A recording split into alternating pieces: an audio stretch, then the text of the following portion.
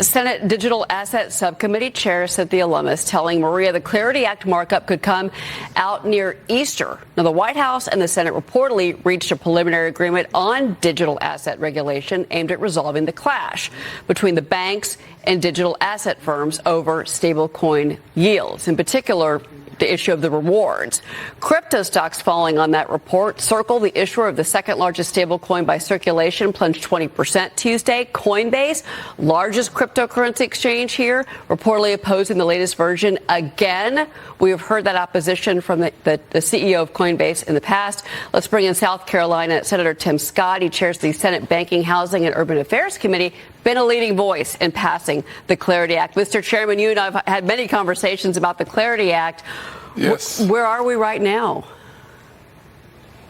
Well, Cheryl, this is hard, and it should be hard because this is the first time ever we've tried to deal with such a historic piece of legislation. It will keep America as the most dominant player in the world economically. There's good news, though, Cheryl. The first thing I'd say is that we now have Republicans and Democrats working together on language that they can agree on. The White House agrees on it as well.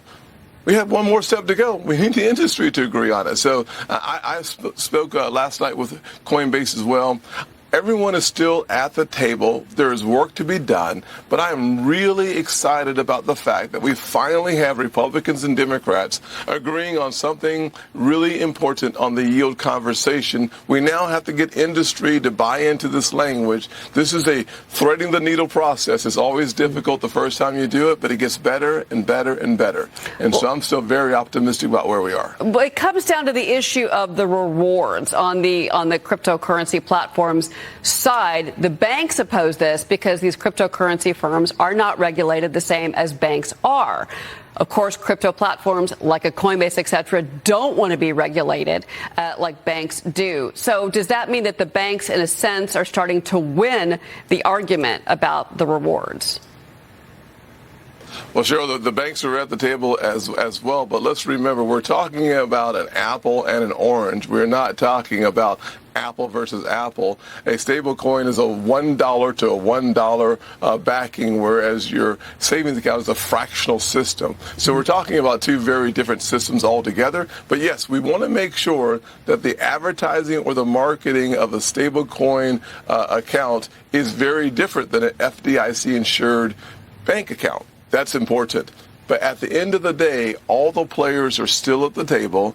We should expect this to be a very interesting and, frankly, exciting, not as exciting as March Madness, but it's pretty darn exciting to watch us get closer and closer to the end of this deal. I'm excited about where we are. All right. And I'm excited about March Madness. I agree with you on that.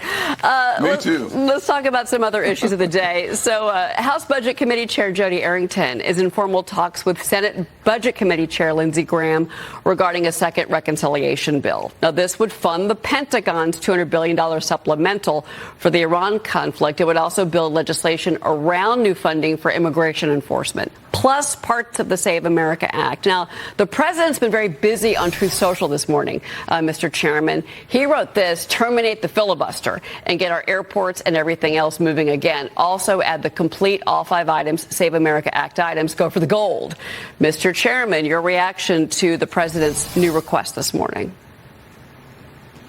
Well, listen, if you were in an Atlanta airport on Monday or Tuesday, you had a 4-hour wait, and you have TSA workers that have not been paid consistently for 6 months of this fiscal year. It is so frustrating to watch senators, Democrats like John Ossoff, refuse to do the very job that they took an oath to do: keep America safe. We should all be frustrated. The American people should be frustrated that we're not doing our jobs. Republicans, we're getting the job done. Democrats, they're playing politics with national security. So having a vehicle that allows us to fund the Department of Homeland Security in its entirety is absolutely essential. Using the same vehicle to take care of the Iran conflict, common sense. And any part of the Save America Act where you have 8 out of 10 Americans agreeing with, getting involved in the reconciliation process,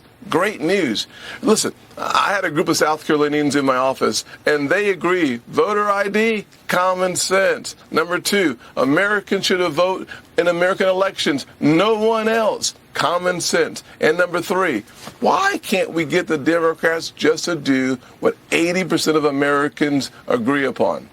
I don't know. Let's get rid of some Democrats and get more Republicans.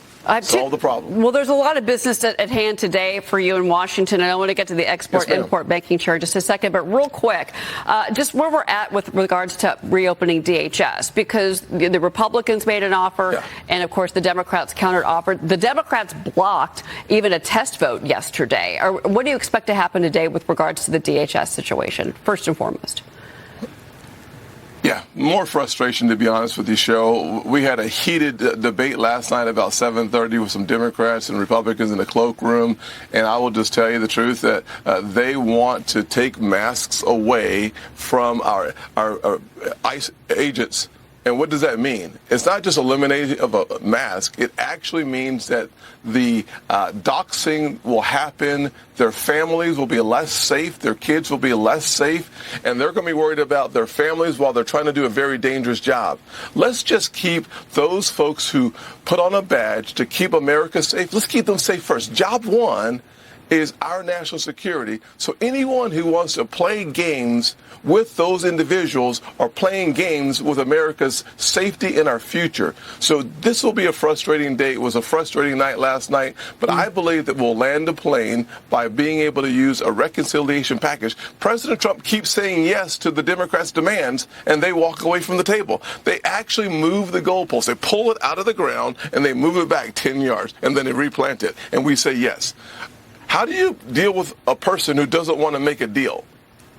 You do it without them. That's how you get it done. Thank you for that new information about last night. And it's unfortunate as we go into day 41 of the shutdown, and we're expecting a busier travel day today than we had yesterday. Real quick before you go, I do want to ask you about this. Export-Import Bank Chair John Jovanovic is going to be appearing before Senate Banking today. And this is going to be the committee's first step towards reauthorizing the Export-Import Bank ahead of the expiration in December, Mr. Chairman. What can we expect with this? Well, number one, let's remember what the Ex-Im Bank is all about. It is about us beating China. We need to have the funding apparatus around this country that allows for our exporters to be successful. They've returned over $10 billion to the Treasury, so this is good news for the taxpayers. But more importantly, it will keep us economically dominant, and we'll win the economic war, so to speak, against China. That's what we'll hear this morning about the Ex-Im Bank. All right. We're going to be watching that hearing today, sir, and, of course, the latest on DHS funding. Senator Tim Scott. Mr. Chairman, thank you so much for being here. It's always great to speak with you. Yes, ma'am.